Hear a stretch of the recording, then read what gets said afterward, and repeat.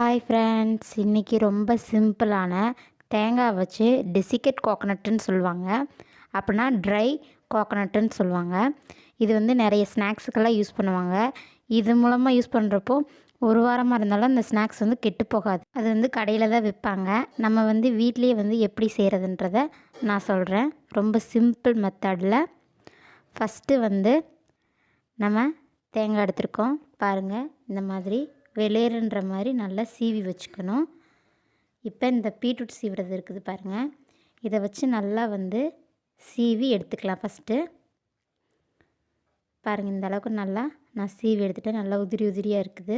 ஆனால் இதில் வந்து தண்ணி பதம் இருக்குது. அப்படியே இருந்துச்சுன்னா எந்த ஒரு ஸ்நாக்ஸில் போட்டாலும் அந்த ஈரப்பதம் அப்படியே இருக்கும். இப்போ இதை வந்து நம்ம வறுத்து எடுத்துக்கணும். ஃபஸ்ட்டு வந்து நல்லா வந்து வெறும் கடாயிலே நல்லா வறுத்து எடுத்துக்கோங்க. ஃபஸ்ட்டு அடுப்பை வந்து குறைவாகவே வச்சுக்கோங்க. பாருங்கள் எவ்வளோ அழகாக பூவாக விழுகுதுன்னு. இப்போ இதை நம்ம நல்லா வறுத்துக்கலாம். அடுப்பை வந்து குறைவாகவே வச்சுக்கோங்க. ஸ்நாக்ஸ்க்கெல்லாம் போட்டிங்கன்னா ஒரு வாரமாச்சும் அந்த ஸ்நாக்ஸ் வந்து கெட்டு போகாது, அந்தளவுக்கு இருக்கும். நம்ம வேறு தேங்காய் வச்சு யூஸ் பண்ணுறதா இருந்தால் உடனே தீத்துடணுமே நினைக்கணும். இது வந்து கொஞ்சம் கெட்டு போகாது, நல்லாயிருக்கும். பாருங்கள், இந்த அளவுக்கு நல்லா வறுத்துக்கணும். கலர் சேஞ்ச் ஆகக்கூடாது. டெசிகேட் கோகோனட்டுக்கு அதுதான் முக்கியமான பாயிண்ட்டு. அப்போ தான் கடையில் வாங்கின மாதிரியே இருக்கும். அதுக்கு தான் நான் சொன்னேன். கீழே பிடிக்காமல் நல்லா இப்படி கிளறி விட்டுக்கிட்டே இருங்க. பாருங்கள், நல்ல ஃப்ளேவர் நல்லா வருது. இப்படி நல்லா வந்து கிளறி விட்டுட்டு இப்படி எடுத்து விட்டால் அப்படி உதிரி உதிரியாக விழுகணும். பாருங்கள், இந்த அளவுக்கு நல்லா விழுகுது. இப்போ இதை வந்து ஒரு ஜாரில் மாற்றி 1-2 அரைச்சி எடுத்துக்கணும். ரொம்ப மைய அரைக்கக்கூடாது, தண்ணி ஊற்றிடக்கூடாது.